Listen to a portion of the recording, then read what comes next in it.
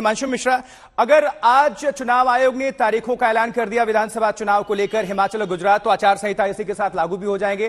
Timing को लेकर क्या कहेंगे हिमांशु, क्योंकि किस पार्टी की तरफ से या किसको इसमें नफा नुकसान होगा, क्योंकि टाइमिंग का भी बहुत खेल होता है। अपनी पार्टियां, सभी पार्टियां चाहती हैं कि अपने अपने हिसाब से टाइमिंग हो, चुनाव आयोग तारीखों का ऐलान करे, तो किसको अभी लीड करते हुए देखेंगे आप? देखिए, बिल्कुल अगर आप देखेंगे तो टाइमिंग का बहुत इफेक्ट होता है, और इसीलिए भारतीय जनता पार्टी की तो एक हमेशा कोशिश रहती है कि अंतिम क्षण तक, अंतिम सेकंड तक जो है वो सत्ता का के अंदर रहे और अपने जो काम की डिलीवरी है उसको करते रहे। लेकिन विपक्ष की तरफ से इस बार कांग्रेस जो है वो थोड़ी सी कहीं ना कहीं कैंपेन में नजर नहीं आई, चाहे वो हिमाचल प्रदेश हो या गुजरात हो, और इसीलिए भारतीय जनता पार्टी की तरफ से जो कमान संभाली थी वो प्रधानमंत्री नरेंद्र मोदी ने संभाली है। वो चाहे हिमाचल हो या गुजरात हो, उन्होंने पिछले 2 महीनों में कई दौरे जो है इन दोनों प्रदेशों में किए और कई योजनाओं का शुभारंभ किया।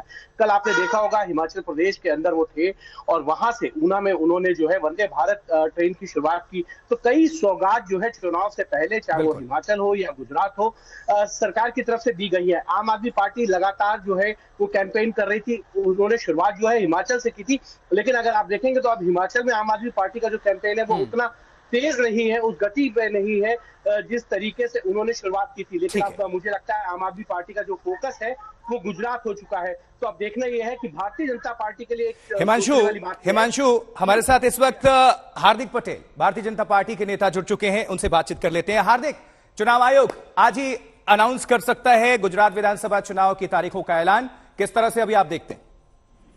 देखिए, आज अगर ऐलान होता है तो स्वाभाविक रूप से गुजरात के हर एक भारतीय जनता पार्टी का कार्यकर्ता चुनाव लड़ने के लिए और गुजरात की अस्मिता और गौरव के लिए पूर्ण रूप से तैयार है।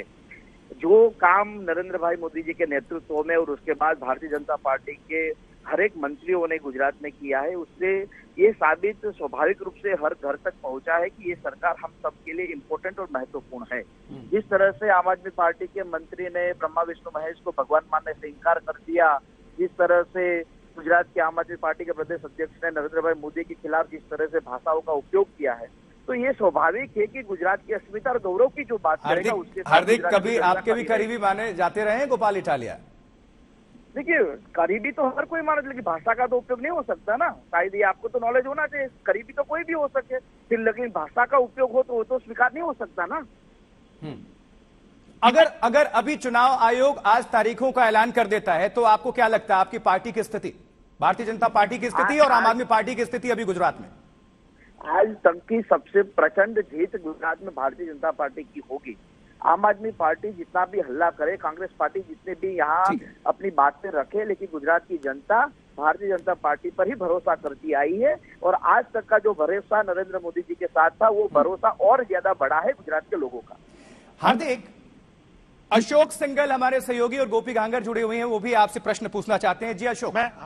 मैं ये हार्दिक पटेल से एक सवाल पूछना चाहता हूं कि आप कांग्रेस से नाराज होकर के बीजेपी में गए कि आपको इस्तेमाल नहीं किया जा रहा वहां पर, अभी तक जमीन पे कांग्रेस दिखाई नहीं देती और बहुत तरह के सवाल आपने उठाए राहुल गांधी को लेकर, बाकी लोगों को लेकर के।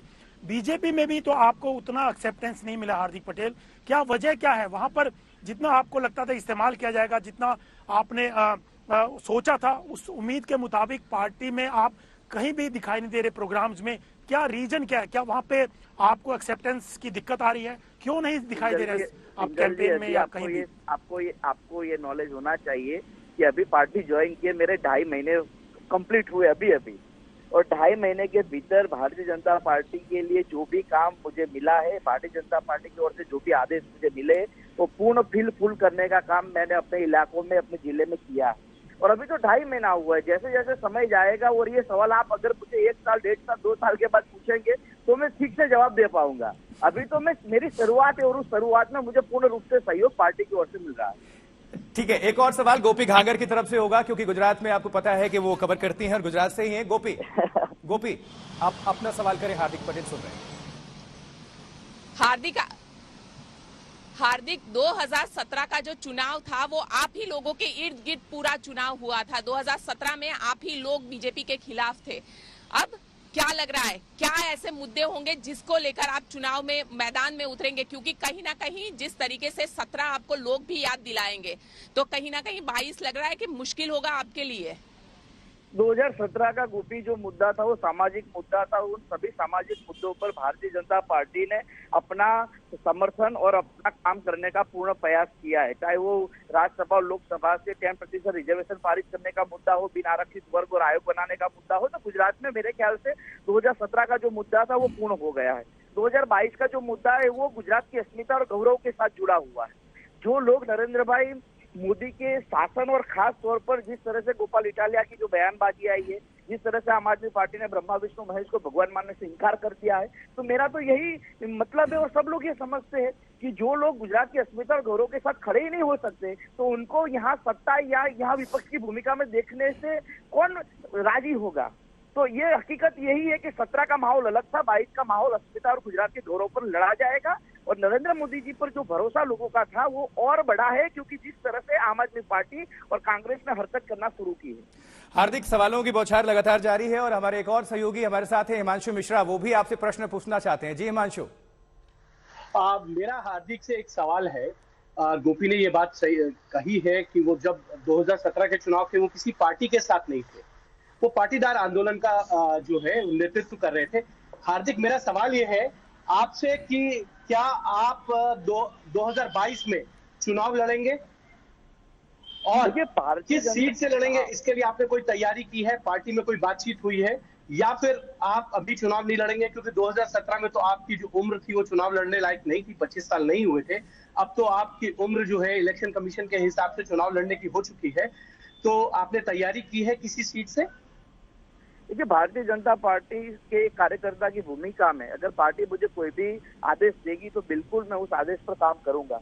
निश्चित रूप से मेरा जिला अहमदाबाद लगता है और विरमगांव मेरी असेंबली सीट लगती है, तो स्वाभाविक रूप से मैं यहाँ पूर्ण तैयारी कर रहा हूँ। ग्रामीण इलाकों में जाता हूँ, लोगों के मुद्दे उठाता हूँ। जिस मुद्दों पर कई महीनों से अगर कोई काम नहीं हुआ तो सरकार के पास जाकर उस काम को करवाते। तो निश्चित रूप से ये अपेक्षा है कि हम चुनाव लड़े, जीते और सरकार में रहकर लोगों के हितों के लिए काम करें।